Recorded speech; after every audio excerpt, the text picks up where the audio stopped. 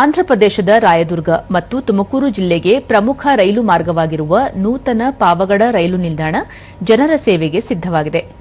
ಹಲವು ದಶಕಗಳ ಬೇಡಿಕೆಯಾದ ಈ ಮಾರ್ಗ ಬೆಂಗಳೂರು ಮತ್ತು ಬಳ್ಳಾರಿ ನಡುವಿನ ಹಲವು ಕಿಲೋಮೀಟರ್ಗಳ ದೂರ ಕಡಿತಗೊಳಿಸುತ್ತದೆ. ಇದು ರಾಜಧಾನಿ ಬೆಂಗಳೂರಿಗೆ ಬರುವ ಪ್ರಯಾಣಿಕರ ಸಮಯ, ಪ್ರಯಾಣ ದರವನ್ನು ತಗ್ಗಿಸಲಿದ್ದು ಜನರ ಮೆಚ್ಚುಗೆಗೆ ಪಾತ್ರವಾಗಿದೆ.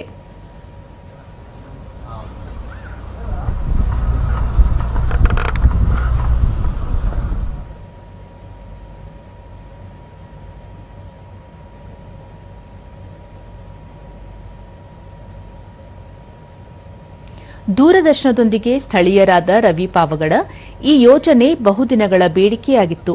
ರೈಲ್ವೆ ಸಚಿವ ವಿ ಸೋಮಣ್ಣ ಅವರ ಶ್ರಮದಿಂದ ಕಾಮಗಾರಿ ಶೀಘ್ರವಾಗಿ ಮುಗಿದಿದೆ ಎಂದು ತಿಳಿಸಿದರು. ರೈಲ್ವೆ ಖಾತೆಯನ್ನ ಜವಾಬ್ದಾರಿಯನ್ನು ಹೊತ್ತ ಮೇಲೆ ಏನು ಈ ರಾಯದುರ್ಗ ಮತ್ತು ತುಮಕೂರು ಜಿಲ್ಲೆಯ ತುಮಕೂರಿಗೆ ಜೋಡಣೆ ಮಾಡತಕ್ಕಂಥ 206 ಕಿಲೋಮೀಟರ್ ರೈಲ್ವೆ ಹಳಿಯನ್ನು ಅತಿ ವೇಗವಾಗಿ ಕಾಮಗಾರಿಯನ್ನು ನಡೆಸ್ತಾ ಇರೋದು ಕಂಡ್ರೆ ನಮಗೆಲ್ಲ ಖುಷಿ ತರ್ತಕ್ಕಂಥ ವಿಚಾರ.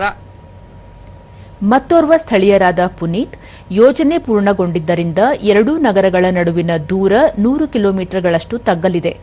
ನಿತ್ಯ ಸಾವಿರಾರು ಪ್ರಯಾಣಿಕರಿಗೆ ಅನುಕೂಲ ಆಗಲಿದೆ ಎಂದು ಹೇಳಿದರು. ಜಿಲ್ಲಾ ಕೇಂದ್ರಗಳಿಗೆ, ಮಾರುಕಟ್ಟೆ ಕೇಂದ್ರಗಳಿಗೆ ತಲುಪತಕ್ಕಂಥ ಅನುಕೂಲ ಆಗ್ತದೆ. ಅದೇ ರೀತಿಯಾಗಿ ಗ್ರಾನೈಟ್ ಉದ್ಯಮಕ್ಕೆ ಹೊಸ ಚೈತನ್ಯಗಳು ಸಹ ಬರ್ತಕ್ಕಂಥ ಅನುಕೂಲ ಆಗ್ತಕ್ಕಂಥ ದೊಡ್ಡ ಶಕ್ತಿಯಾಗಿ ಹೊರಹೊಮ್ಮುತ್ತೆ ಅಂತ. ಇದು ಕೇವಲ ರೈಲ್ವೆ ಟ್ರ್ಯಾಕ್ ಅಲ್ಲ, ಇದೊಂದು ಭಾರತದ ಆರ್ಥಿಕತೆಯ ಹೆದ್ದಾರಿ ಅಂತ ಹೇಳ್ತಕ್ಕಂಥದ್ದು ಬಹಳ ಸಮಂಜಸ ಅಂತದೆ. ಇನ್ನೋರ್ವ ಸ್ಥಳೀಯರಾದ ಗುಟ್ಟಳ್ಳಿ ಮಣಿ, ಯೋಜನೆ ಪೂರ್ಣಗೊಂಡಿರುವುದರಿಂದ ಪ್ರಯಾಣಿಕರಿಗೆ ಅನುಕೂಲವಾಗಲಿದೆ ಎಂದರು. ಎಲ್ಲರೂ ಪಾವಗಡ ಸಾರ್ವಜನಿಕರ ಪರವಾಗಿ ನಾನು ಬೇಡ್ಕೊಳ್ತಾ ಇದ್ದೀನಿ.